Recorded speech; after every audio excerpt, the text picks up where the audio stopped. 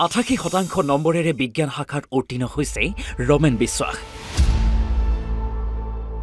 কিন্তু আজি ৰিজাল্ট ল'বলৈ নাই মেধাৱী ছাত্ৰজন। পুত্ৰৰ ৰিজাল্ট লৈ কান্দোনত ভাগি পৰিছে পিতৃ। মৃত্যু এনেকুৱাই নভবাকৈ কোনেও নজনাকৈ আহে।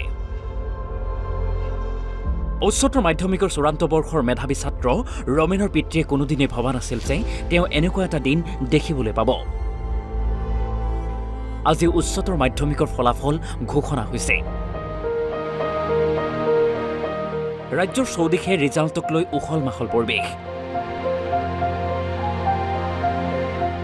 ৰমেনেও ৫ বিষয়ত লেটাৰ মাৰ্কসহ ৮৮% নম্বৰেৰে উত্তীৰ্ণ হৈছে। এইখন ৰমেনৰ মাৰ্কশ্বিট। কিন্তু অতি পৰিতাপৰ বিষয় যে ৰিজাল্ট ল'বলৈ আজি ৰমেন এই পৃথিৱীত নাই। ঘৰত চলিছে ৰমেনৰ শ্ৰাদ্ধৰ আয়োজন। মাত্ৰ ৪ দিন পূৰ্বে এক শোকাবহ দুৰ্ঘটনাত পৃথিৱী এৰি গুচি গৈছে মেধাৱী ছাত্ৰজন।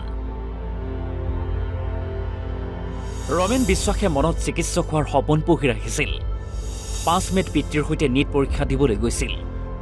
কিন্তু ঘূৰি আহোঁতে দুৰ্ঘটনাত পতিত হয় সিহঁত অহা টেম্পুখনৰ। আৰু সকলোকে কন্দুৱাই এই পৃথিৱীৰ পৰা বিদায় মাগে ৰমেনে। আজি পুত্ৰৰ ৰিজাল্টক লৈ পিতৃয়ে কান্দিছে, কেৱল কান্দিছে। এতিয়া কি কৰিম, যিটো মোৰ হাতত একো নাই, এইটো ওপৰৱালাৰ কথা। কাৰণ মোৰ কপালত চাগে তেনেকুৱা আছিলে, এইটো ভোগিবলগীয়া। কাৰণ এক্সপেক্টেড ৰিজাল্ট এটা পায়ো মই আনন্দ উপভোগ কৰিব নোৱাৰোঁ। ইয়াৰ মাজত মই যে নিৰানন্দই গোটেই বুকুখন আৰু হিয়াভৰি সেয়া হৈ আছে। তেনেকুৱা মই কি কথা ক'ম আৰু তেনেকুৱা নিজৰ ভাষাই তেনেকুৱা প্ৰকাশ কৰিব নোৱাৰোঁ। কাৰণ আজিতো মোৰ ঘৰত বহুত মানুহ সমাগম হ'লে হয়, যিহেতু সি মেট্ৰিক পৰীক্ষাটো তেনেকুৱা এটা ৰিজাল্ট কৰিছিলে 92%। আকৌ এডভান্স আৰু জেনেৰেল মেথছত 100 তেনেকুৱা মাৰ্কেই পাই পাছ কৰিছে। ঠিক তেনেকুৱাও আনকি আমাৰ অঞ্চলবাসীও তেনেকুৱা তাৰ ওপৰত বহুত আশা ভৰসা লৈ তেনেকুৱা এটা কৈছিলে মোৰ লগত। য'তে কোনো এজন ব্যক্তি তেনেকুৱা নাই কঠীয়াতলীত যে দুখ প্ৰকাশ কৰা নাই। কাৰণ তাৰ নশ্বৰ দেহ যেতিয়া মোৰ স্বগৃহত উপস্থিত আহিছিলে, তেতিয়া কঠীয়াতলীৰ প্ৰায় জনগণেই তেনেকুৱা, যিজনে তেনেকুৱা পাৰে তেনেকুৱা আহি সমবেদনা প্ৰকাশ কৰিছে। মেধাৱী ছাত্ৰ ৰমেনৰ মৃত্যুত শোকত ভাগি পৰিছে গাঁওবাসী। এটা বৰ সৌভাগ্যৰ দিন আছিলে, কিন্তু সৌভাগ্যৰ মাজত আমি এনেধৰণে দুখ পাবলগীয়া এটা হ'ল যে যোৱা ৫ মে' তাৰিখে নগাঁৱত তেওঁ নীট পৰীক্ষা দি পেলাই তেওঁ দেউতাকৰ লগতেই আহিছিলে, টেম্পুত আহিছিলে।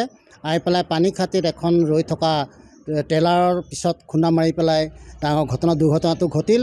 আৰু তাতে সেই ল'ৰাজনক দেউতাকে নি পেলাই কষ্ট পাইছিলে, উশাহ ল'বলৈ কষ্ট পাইছিলে, নি পেলাই তেওঁক মানে এখন চিম হস্পিটেলত ভৰ্তি কৰিলে। কিন্তু তাত কিছু সময়ৰ পিছত ডাক্তৰে তেওঁক মৃত বুলি ঘোষণা কৰিলে।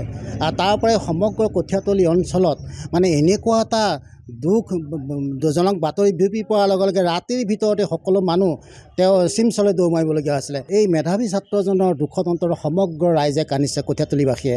আৰু ইতিমধ্যে মই গম পাইছোঁ সমগ্ৰ অসমবাসীয়েও এই কথাটো গম পাই দুখ প্ৰকাশ কৰিছে। কামৰূপৰ পৰা অৰূপ বৰা, অসম লাইভ 24।